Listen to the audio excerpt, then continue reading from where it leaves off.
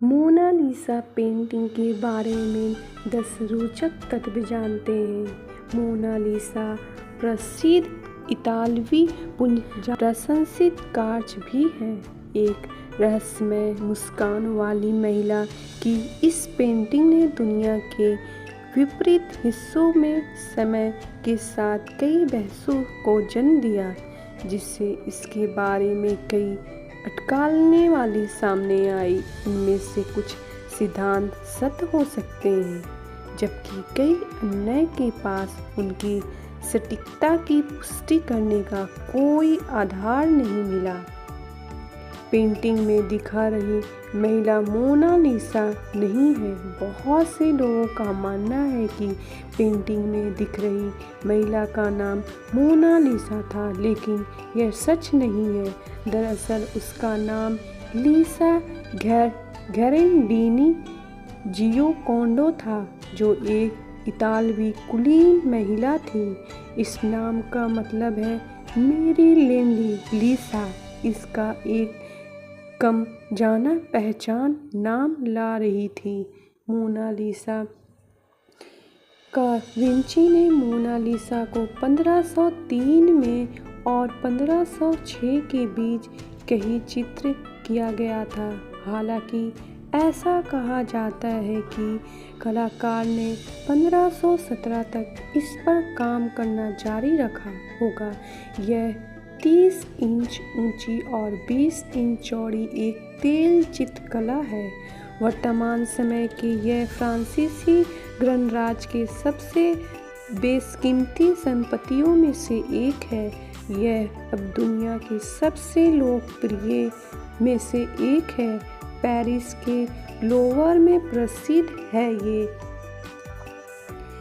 हालांकि ये एक कमीशन वाला काम था। दा विंची ने कभी भी इस पेंटिंग को जियोकोंडो परिवार को नहीं दिया। कुछ लोग अनुमान लगाते हैं कि ऐसा इसलिए हुआ क्योंकि लियोनार्डो ने वास्तव में इसे कभी पूरी नहीं की। लियोनार्डो को पेंटिंग अधूरी छोड़ने के लिए जाना जाता है, और मोनालिसा कोई अपवाद नहीं है। हालांकि जायदार विवरण 1506 तक पूरे हो चुके थे और लियोनार्डो ने 1519 तक अपनी मृत्यु तक इसमें पतल तेल के गलजे की परतों जैसे छोटे छोटे विवरण जोड़ते रहे।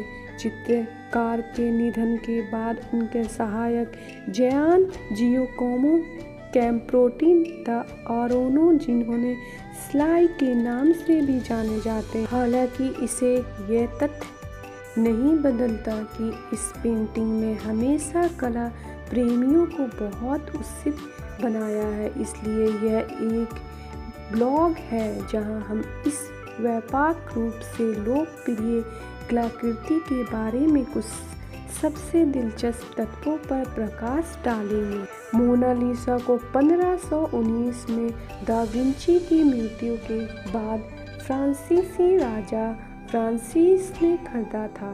ऐसा कहा जाता है कि राजा ने पेंटिंग खरीदने की पेशकश की थी, लेकिन लियोनार्डो ने विनम्रता से उसे मना कर दिया था। एक बार अधिकृत होने के बाद यह सदियों तक महल में एकांत में रहा और इसे केवल उच्च वर्ग के लोग ही देख सकते थे। फ्रांसीसी सम्राट जैक्स लुई डेविड सम्राट नेपोलियन के बारे में कहा जाता है कि वह मोनालिसा के दीवाने थे। उन्होंने फ्रांसीसी क्रांति से पहले 4 साल तक उसे अपने सैन्य कक्ष में लटकाए रखे, जिसके बाद इसे अंत लूवर में रखा गया। पेंटिंग के प्रति सम्राट के आकर्षण ने टेरेसा गुआर्डिन के प्रति उनकी प्रशंसा को भी प्रेरित किया, जो लिसा घेरांडीनी के वंशज थे। अगर आप मोनालिसा की पेंटिंग को ध्यान से देखेंगे तो पाएंगे कि उनकी भौवें गायब हैं।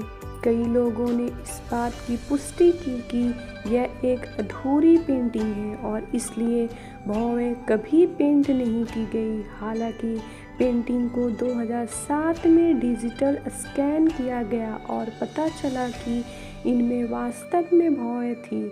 हालांकि इसे किसी विशेष कारण से नहीं छोड़ा जा सकता है, लेकिन भौहें गायब होना संभवतः नहीं है। बहुत से लोगों का मानना है कि पेंटिंग में दिख रही महिला का नाम मोनालिसा था, लेकिन यह सच नहीं है। दरअसल उसका नाम लिसा घेरडीनी जियोकोंडो था, जो एक इतालवी कुलीन महिला थी। इस नाम का मतलब है मेरी लेडी लिसा। इसका एक कम जाना पहचाना नाम ला जियोकोंड भी है। यह पेंटिंग उनके पति फ्रांसिस्को डेल जियोकोंडो ने तब बनाई थी जब वह लगभग 25 साल की थी। यह दंपति के दूसरे बेटे के जन्म और उनके नए घर के सच का प्रतीक माना जाता है। पेंटिंग को कैनवास पर नहीं बल्कि पॉपुलर वुड पैनल पर बनाया गया था। पैनल नमी में बदलाव के साथ फैलने और सिकुड़ने के लिए जाना जाता है। जलवायु परिस्थितियों के कारण लगातार होने वाले बदलाव के कारण पेंटिंग के शीर्ष पर दरार आ गई। इसकी स्थितियों को बनाए रखने के लिए ब्रेसिज जोड़ने और इसके पूरे जीवन काल में फ्रेम में बदलाव सहित कई संयोजन किए गए। इसमें इस उत्कृष्ट कृति में ढापन भी आया। इसे और अधिक खराब होने से बचाने के लिए अब इसे एक जलवायु नियंत्रित कमरे में रखा गया, जहां पेंटिंग को रोशन करने के लिए विशेष रूप से डिजिटल की गई एक एलईडी लैंप की व्यवस्था की गई। 1911 में मोनालिसा की चोरी की खबर सामने आने पर पूरा फ्रांसीसी गणराज्य सदमे में आ गया। लोग सिर्फ अपना दुख व्यक्त करने के लिए लूवर गए और उस खाली दीवार को निहारते रहे जहां इस प्रदर्शित किया गया था। उन्होंने अपनी संवेदना दिखाने के लिए नोट, फूल और यहाँ तक कि याद भी छोड़ी। यह उस समय था कि उसकी लोकप्रियता इतनी बढ़ गई थी कि अब यह ओरोनो, जिन्हें सिलाई के नाम से भी जाना जाता है, लियोनार्डो की ओर से पेंटिंग को पूरा किया। में 10 लाख से ज़्यादा कलाकृतियाँ हैं, लेकिन सिर्फ मोनालिसा के पास ही अपना मेल बौसक है। पेंटिंग की खूबसूरती ने कई लोगों के दिलों पर कब्जा कर लिया है और इसी वजह से लोग अक्सर इसे पत्र लिखते थे। आखिरकार लूवर ने पेंटिंग के लिए एक मेल बॉक्स बनाने का फैसला किया। मोनालिसा पेंटिंग के प्रशंसक अक्सर प्रशंसक पत्र, फूल और उपहार डालते हैं, जहां वे उसकी सुंदरता की प्रशंसा करते हैं, कविताएं लिखते हैं और उसके लिए अपने प्यार का इजहार करते हैं।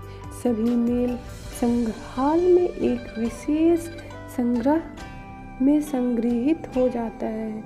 किसी को यह विश्वास करना मुश्किल लग सकता है, लेकिन मोनालिसा पर कई हमले हुए हैं।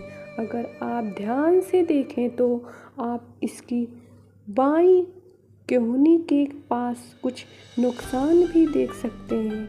यह उगो अनगाजा विलेगास नामक एक नाराज दर्शक द्वारा किए गए एसिड हमले का नतीजा है, जिसने महिला को बाद में पेंटिंग पर एक पत्थर भी फेंका था। इन हमलों के बाद पेंटिंग को बिलोटोफ ग्लास में बंद कर दिया गया, जो इस उत्कृष्ट कृति की सुरक्षा के लिए जापान की ओर से एक उपहार था। ग्लास से 2009 में एक नाराज रूसी महिला के हमले को भी रोका। उसने फ्रांसीसी नागरिकता से इनकार किया जाने के बाद पेंटिंग पर एक सिरमिक अतीत उचित बहाली कार्य और समय के साथ गिरावट दोनों पर परिणाम। फ्रांस में मोनालिसा पेंटिंग को खरीदना या बेचना गैर कानूनी है। ऐसा नहीं है कि बहुत से लोग इसे खरीद सकते हैं क्योंकि इसकी कीमत करीब $1 बिलियन है।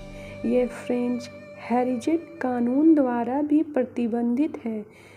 चूँकि यह लूवर के संग्रह का हिस्सा है, इसलिए यह फ्रांस की सार्वजनिक संपत्ति है और इसका स्वाभिमान फ्रांसीसी सरकार के पास है। चूँकि पेंटिंग बिक्री के लिए नहीं किया जा सकता, इसलिए यह अमूल्य है। पेंटिंग का एकमात्र मूल्यांकन इसके $1 मिलियन के बढ़े हुए बीमा मूल्य पर आधारित है, जो 1662 में बनाया गया था। डायलेन हेल्स की किताबें मोनालिसा